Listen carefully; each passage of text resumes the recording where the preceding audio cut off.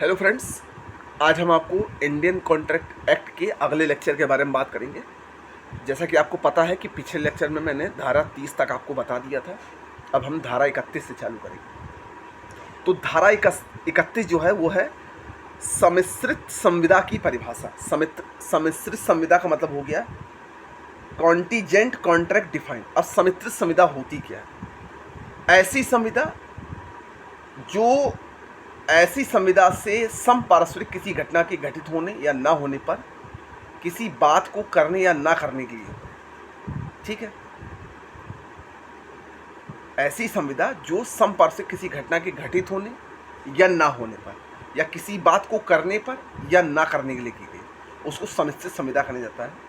जैसे इसकी एग्जाम्पल से समझते हैं कि खा से का संविदा करता है, यदि खा का ग्रह जल जाए तो वो खा को 10,000 रुपये देगा। ये सम्मिश्रित संविदा है।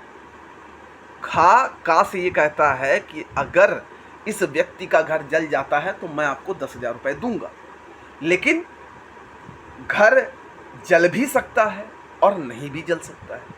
तो ये क्या हो गई? सम्मिश्रित संविदा हो गई, ठीक। अब बात करते हैं धारा 32 की।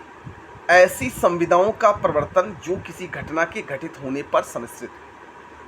ऐसी संविदाओं का प्रवर्तन जो किसी घटना के घटित होने पर सम्मिश्रित। कहने का मतलब है कि सम्मिश्रित संविदाओं का प्रवर्तन जो किसी अनिश्चित भावी घटना के घटित होने पर किसी बात को करने या ना करने के लिए विधि द्वारा नहीं कराया जा सकता, यदि और जब तक वह घटना घटित न हो गई। यदि वह घटना असंभव हो जाए तो ऐसी संविदा शून्य होती है। अब जैसे मान लीजिए कोई दो व्यक्तियों के बीच में कुछ करार हुआ कि फला फला व्यक्ति के साथ ऐसा कुछ हो सकता है, ठीक है। तो अब ये जरूरी नहीं कि वह घटना घटित हो, तो और अगर वो घटना नहीं घटित हुई तो ऐसी संविदा क्या हो जाएगी? शून्य हो जाएगी। जैसे मान लीजिए एग्जाम्पल मैं देता हूं आपको। मैं अपने चैनल पर डेली 10 से 12 वीडियो डालता हूं, ठीक।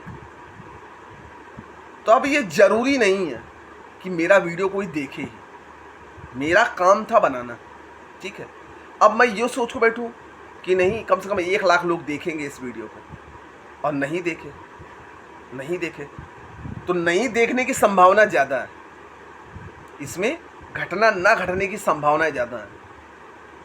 तो ये संविदा क्या हो जाएगी? शून्य हो जाएगी। अब मेरे अगर सब्सक्राइबर होते, मान लीजिए 1 मिलियन या 10 मिलियन, जो भी सब्सक्राइबर होते कुछ नंबर, तब मैं ये संविदा कर सकता था कि यार अगर 10 लाख सब्सक्राइबर हैं तो कम से कम 1 लाख तो देखेंगे ही देखेंगे, नॉर्मल सी बात है। तो ये संविदा शून्य नहीं है, ठीक है। खा से का संविदा करता है कि यदि गांव ने जिसकी घोड़ा बेचने की प्रस्तावना की गई है, कम्युनिकेशन किया गया है, उसे खरीदने से इनकार कर दिया गया तो वह खा को वह घोड़ा इतने कीमत पर बेच देगा। इस संविदा का प्रवर्तन विधि द्वारा नहीं करा सकता यदि और जब गाय घोड़े को खरीदने से इनकार न करे। अब बात करते हैं धारा 33 की। उन संविदाओं का प्रवर्तन जो किसी घटना के घटित ना होने पर सम्मिश्रित हो।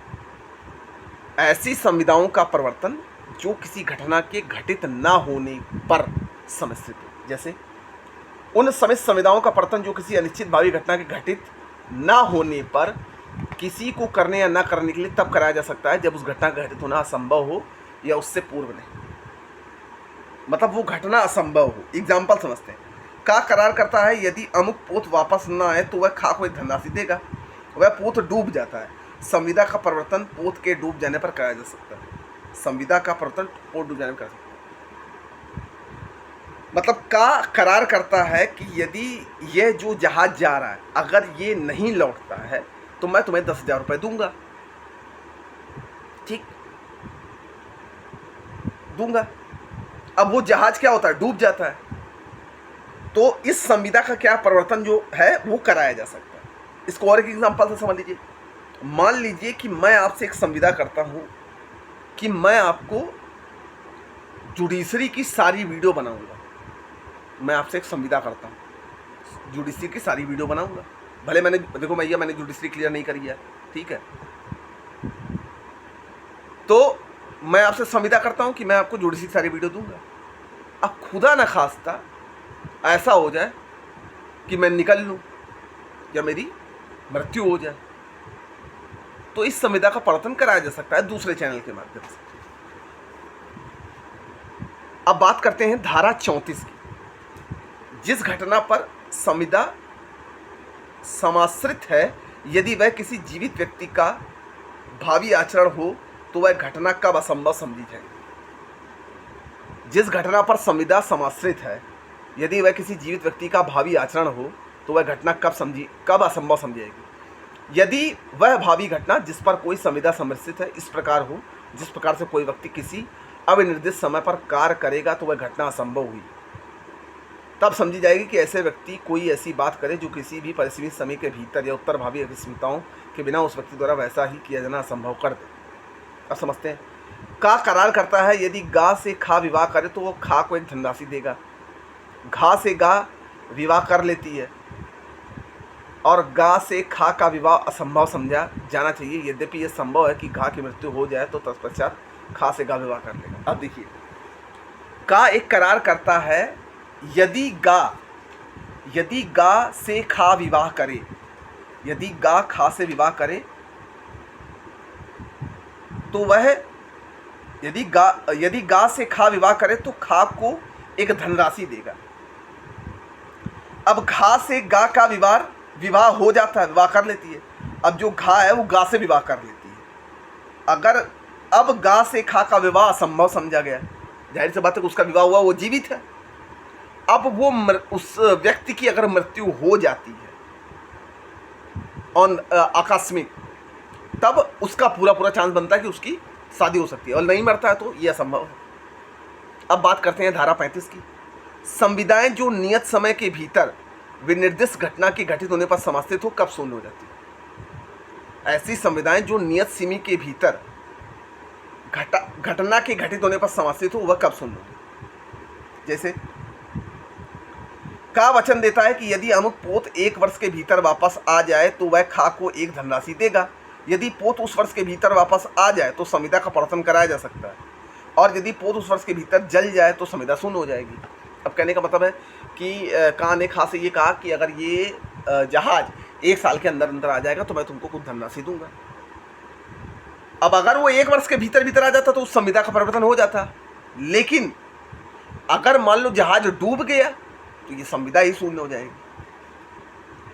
अब बात करते हैं धारा 36 की।